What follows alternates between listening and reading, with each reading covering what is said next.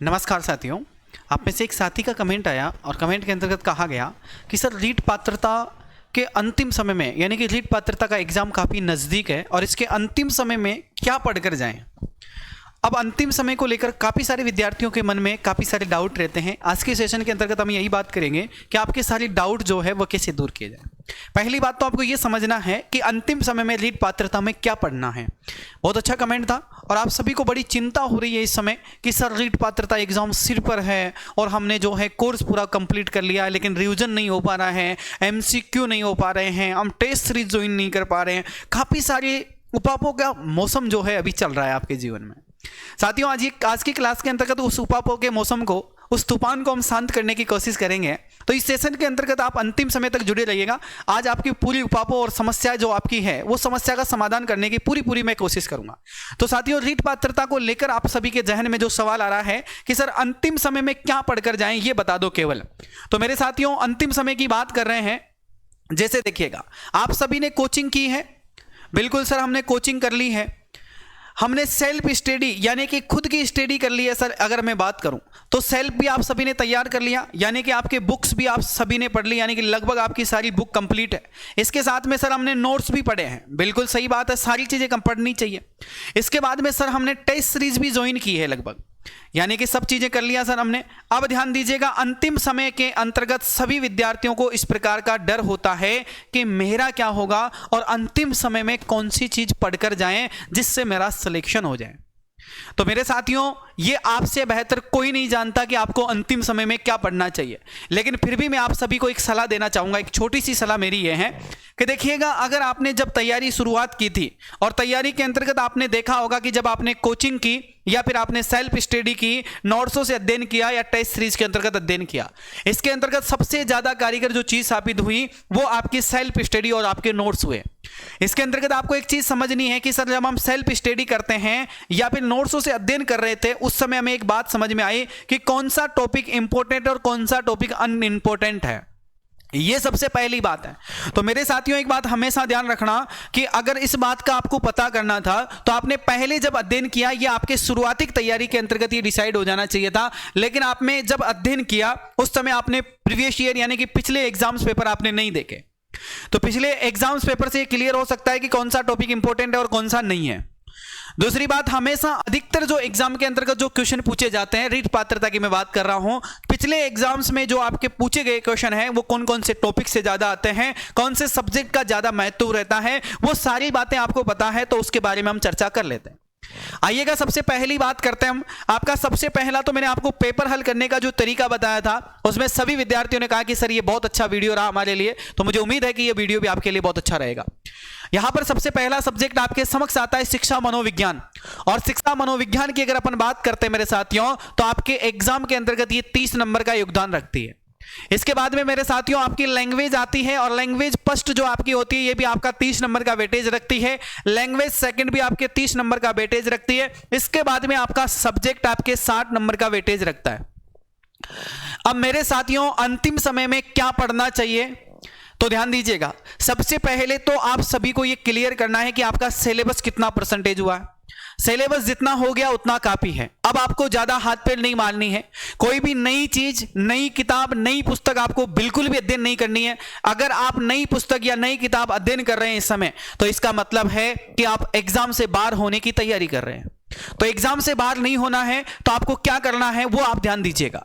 सबसे पहली बात तो जिन चीजों का आप अध्ययन कर चुके हैं, जैसे मैं कहूं कि आपके शिक्षा मनोविज्ञान के अंतर्गत, तो शिक्षा मनोविज्ञान में सर हमने जो चीजें पढ़ी है, क्या वही चीजें हमें दोबारा पढ़नी चाहिए क्या? बिल्कुल मेरे साथियों, जिस टॉपिक के अंतर्गत आपका कोई सा भी सब्जेक्ट हो या शिक्षा मनोविज्ञान हो या इसके अलावा कोई सा भी आपका सब्जेक्ट हो, जिस सब्जेक्ट के अंतर्गत आपकी अच्छी पकड़ है, जिस सब्जेक्ट ने आपने अच्छे से तैयार किया है और उसके अंतर्गत आपको कौन कौन से टॉपिक अच्छे से तैयार है, ये बात ध्यान रखना। मैं आपसे एक बात फिर कह रहा हूं, मैंने पिछले वीडियो में भी कहा था आपसे कि 100% सिलेबस ना तो आपसे हुआ है, ना हमसे हुआ है और ना किसी से होने वाला है। 100% सिलेबस कभी भी एग्जाम की दृष्टि से क्लियर नहीं होता है, ध्यान दीजिएगा। शिक्षा मनोविज्ञान के संदर्भ में आपके जैसे आपके यहां पर जो है लगभग आपके 6 यूनिट यहां पर दी गई है। जैसे मान लीजिएगा अब 6 यूनिट के अंतर्गत आपको मान लीजिएगा, मुझे पता है कि जब हम अध्ययन करते हैं तो आपको लगभग जो है 3 या 4 यूनिट ऐसी होती हैं जो आपकी फेवरेट होती है, और ज्यादातर विद्यार्थियों की फेवरेट वो यूनिटें होती हैं जैसे अपन बात करें तो कि शुरुआती के दौर में या तो पुस्तक में शुरुआत में होगी, कोचिंग में पहले पढ़ाई गई होगी, या फिर वो सबसे पहला क्रम उसका आता है। जैसे अगर अपन बात करते हैं तो शिक्षा मनोविज्ञान के अंतर्गत आपका जैसे पहला टॉपिक आता है जैसे बाल मनोविज्ञान। अब बाल मनोविज्ञान की अगर मैं बात करता हूं मेरे साथियों, तो बाल मनोविज्ञान को आपने कई बार पढ़ा है।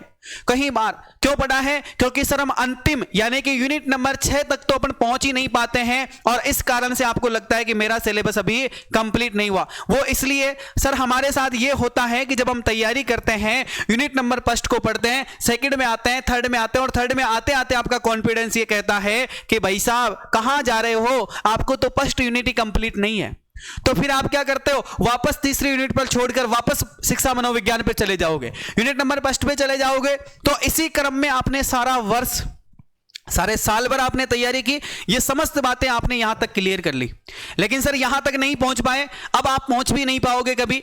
ये एक ऐसा मान लीजिएगा कि ये कड़वा सत्य हैं, बुरा लगे आपको तो सही बात है, लेकिन कड़वा सत्य है कि आप यहां तक नहीं पहुंच पाए, कोई बात नहीं है। लेकिन मेरे साथियों अब यहां पर मैंने कहा कि जैसे 6 यूनिट आपकी है तो इसमें कंप्लीट आपके जैसे मान लीजिएगा कि आपका 30 नंबर का वेटेज है। इसमें कितने नंबर का वेटेज है? 30 नंबर के 6 यूनिट का वेटेज है मेरे साथियों। तो ध्यान दीजिएगा, अगर 30 नंबर का वेटेज है, आपने अगर 3 यूनिट अच्छे से पढ़ रखी है और आपको बार बार पढ़ने के कारण 3 यूनिट आपकी क्लियर है और आपको याद है, तो ध्यान देना ये आपका जिस प्रकार से अपन बात करें तो इसके अंतर्गत आपका जैसे आपने व्यक्तित्व पढ़ लिया, ठीक है, और भी कोई सा विभाग जैसे आपका हो तो उसके अंतर्गत आपने कुछ भी पढ़ा होगा इसमें, ठीक है।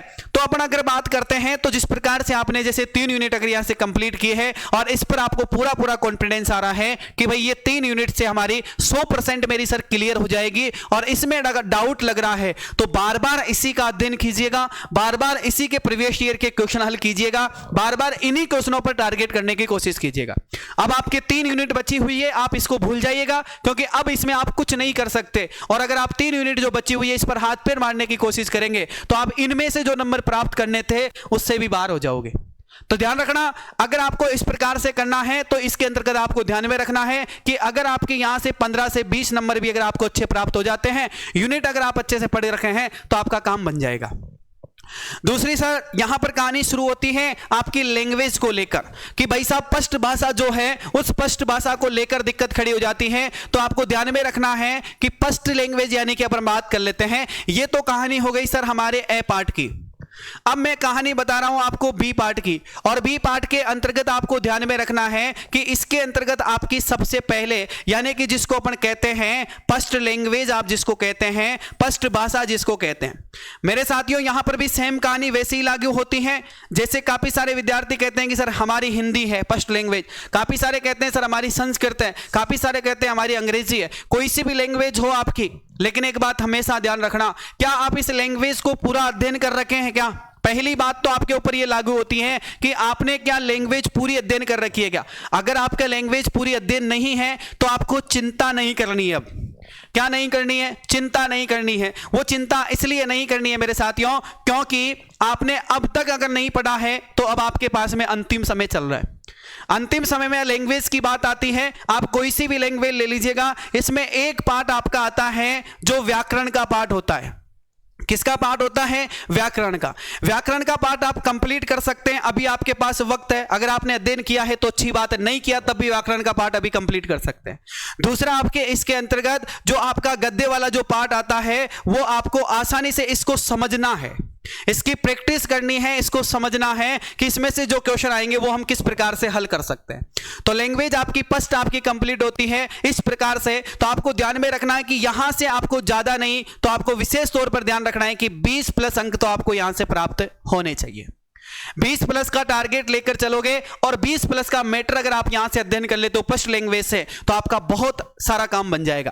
दूसरी बात ध्यान रखना, अब आपकी यहां पर कहानी शुरू होती है सहभाग की, और सहभाग के अंतर्गत सर एक बात ध्यान रखना, यहां पर आपकी जो लैंग्वेज है उस लैंग्वेज का ध्यान रखना, आपकी जो सेकंड लैंग्वेज होती है कौन सी भाषा की बात कर रहा हूं मैं बात कर रहा हूं सेकंड भाषा की। और सेकंड भाषा के अंतर्गत आपने जैसे मान लीजिएगा यहां पर आपने संस्कृत ली है, यहां पर हिंदी ली है या इंग्लिश ली है, आपने जो भी ली है, जो भी करत ली है, ध्यान रखना सेकंड लैंग्वेज के अंतर्गत भी सर सेम कंडीशन ऐसी ही है, तो विशेष तौर पर ध्यान देना। इसके अंतर्गत भी अगर आपका कोई पार्ट छूटा हुआ है तो उस पर हाथ बेल नहीं मारना है, जो आपने पढ़ा है। और मैंने कहा है हमेशा कि विद्यार्थी उन्हीं चीजों को बारंबार पढ़ता है जो चीजें स्पष्ट में आती है। तो आपके सिलेबस में आपसे बुक्स में अगर आपको देखूंगा तो सबसे बुरी हालत जो है हमारी किताब के फर्स्ट पेज होते हैं, उन्हीं पेजों की मिलेगी आपको। तो याद रखना, आपने जो भी यहां से कंप्लीट कर रखा है उसके आधार पर ही आपको आगे की तैयारी करनी है। क्या करनी है कि सर इसके अंतर्गत भी यही प्रक्रिया अपनानी है क्या?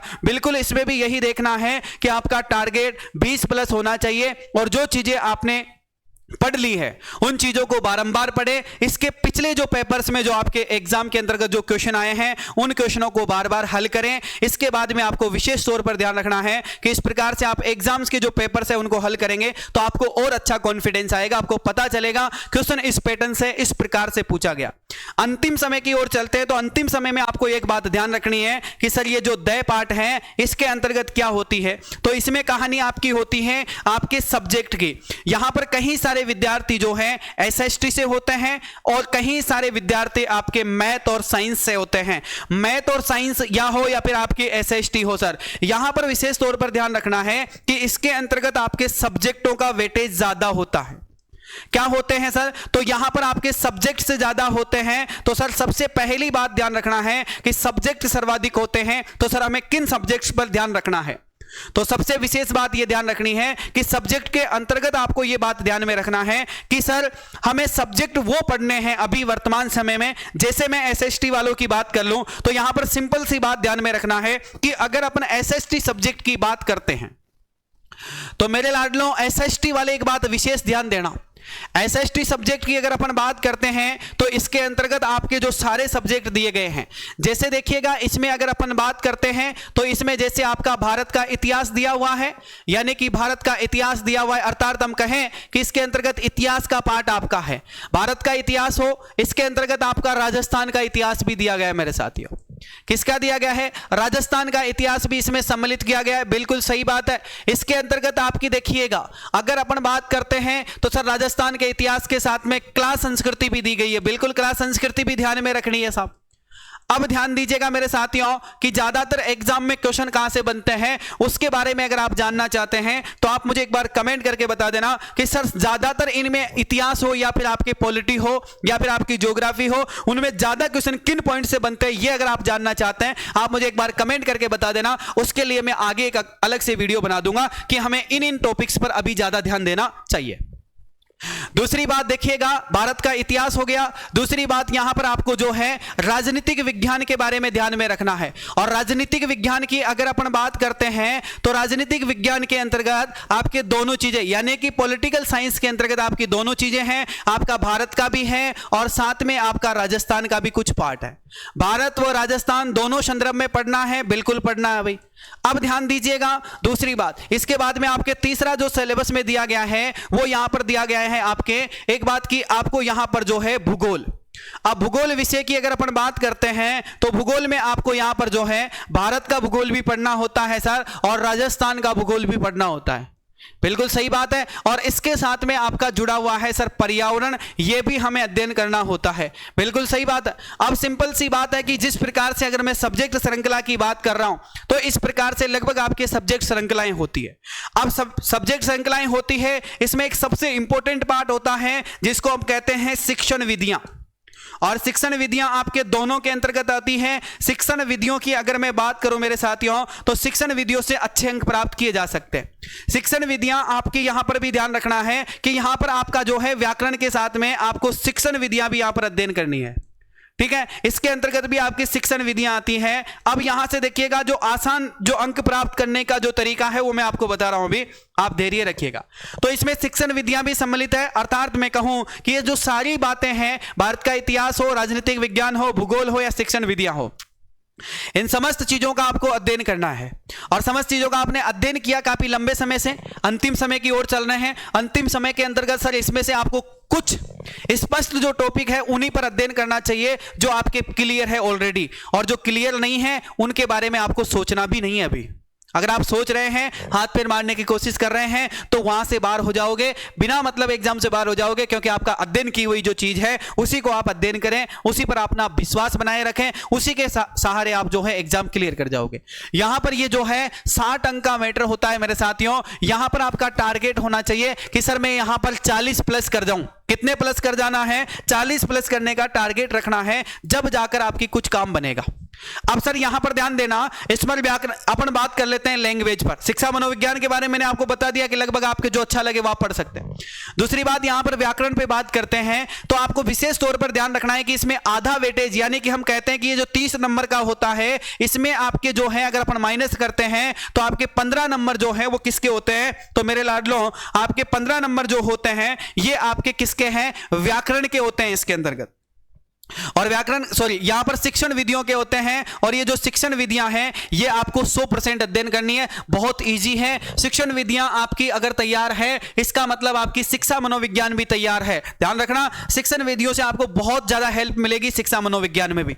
दूसरी बात, यहां पर भी आपको सेम ऐसी ही कंडीशन है कि यहां पर इतना ही वेटेज, यहां पर तो आपको ध्यान में रखना है कि 30 नंबर तो शिक्षण विधियों के कंप्लीट हो गए, और इधर से भी अगर मैं बात करता हूं तो लगभग आपको ध्यान में रखना है कि 15 नंबर, यानी कि लगभग कह सकते हैं कि 10 नंबर आपको यहां से प्राप्त हो गए, यानी कि 40 नंबर का जुगाड़ आपका यहां से हो गया जो मैंने कहा, और 40 नंबर यहां से मिल गए। और इसके अलावा अब आपका बचा हुआ है शिक्षा मनोविज्ञान। अगर आप यहां से जो है 15 ले आते हैं तब भी आप जोड़ लीजिएगा कि आप 95 प्लस कर रहे हो। इसका मतलब आप एग्जाम में बहुत अग्रणी श्रेणी में हो।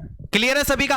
तो इस प्रकार से आप सभी को अभी वर्तमान समय में नए टॉपिक्स को या नए सब्जेक्ट्स का अध्ययन नहीं करना चाहिए। जितनी भी चीजें आपने अध्ययन कर रखी है उन्हीं चीजों को आप बार बार रिवाइज करें। आप पीवाई की यानी कि एमसीक्यू करें, पिछले पेपर्स आप देखें, उनके अकॉर्डिंग आप फिर से जो है अपने आप में कॉन्फिडेंस लाएं, और बार बार जो है इस सोशल मीडिया पर भटकना छोड़ें, और अच्छे से जहां पर अगर कोई महामैराथन क्लासेस चल रही है तो उन क्लासों को आप ज्वाइन करें, और उनमें आपका कॉन्फिडेंस जो है और बढ़ेगा, क्योंकि आपके वहां पर एग्जाम की दृष्टि से क्वेश्चन लाया गया।